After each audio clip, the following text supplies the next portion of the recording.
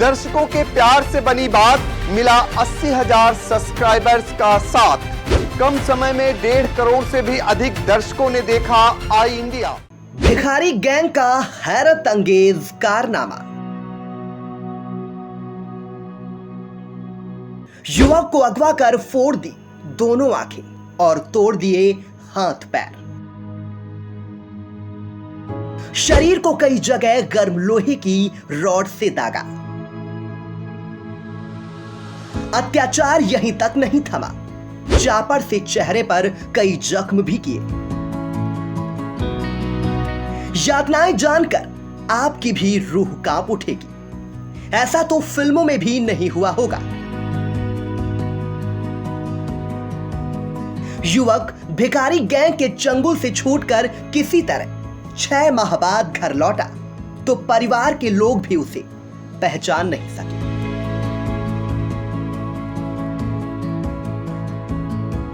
रूह कपा देने वाली ये वारदात उत्तर प्रदेश के कानपुर की है। कानपुर की नौबस्ता पुलिस ने मामले में केस दर्ज कर जांच शुरू कर दी है।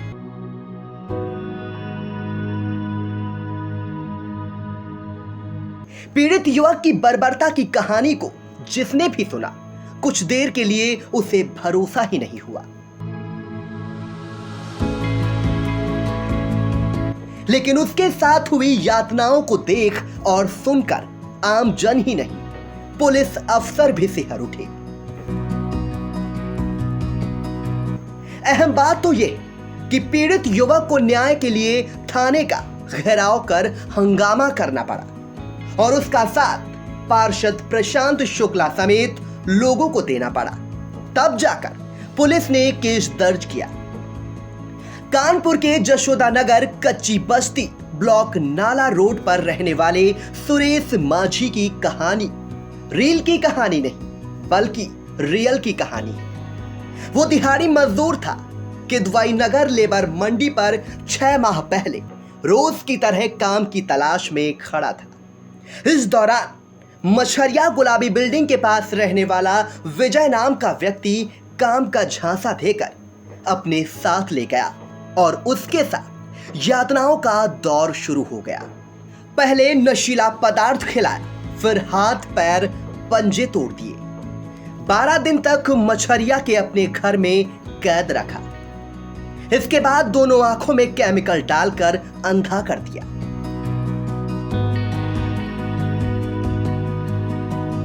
सुरेश माझी ने बताया कि उसके शरीर को कई जगह जलाया और चापड़ से दाढ़ी के पास घाव कर दिया।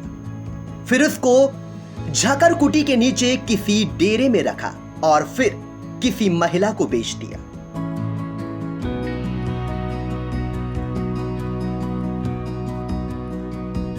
उसे जहरीले इंजेक्शन लगाने के बाद कानपुर सेंट्रल स्टेशन से गोरखधाम नई दिल्ली एक्सप्रेस से किसी राज नाम के व्यक्ति को सौंप दिया।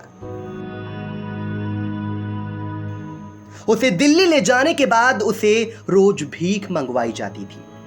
रोज सुबह 4 बजे जगाने के बाद भीख मंगवाई जाती थी।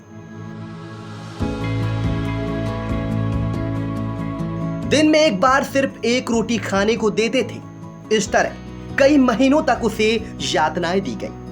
लगातार जहरीला इंजेक्शन देने से उसके शरीर में इंफेक्शन हो गया। दिल्ली निवासी इसे जिन लोगों ने खरीदा था, उन लोगों ने मछरिया निवासी विजय से कहा कि उसके बदले दूसरा लड़का दो। हालत बिगड़ने पर उसे वापस कानपुर सेंट्रल स्टेशन ले आया गया और दूसरी जगह बेचने की तैयारी की जाने लगी। उसकी हालत और बिगड़ती चली गई। इसके बाद उसे किदवई नगर लाकर उसे छोड़ दिया गया।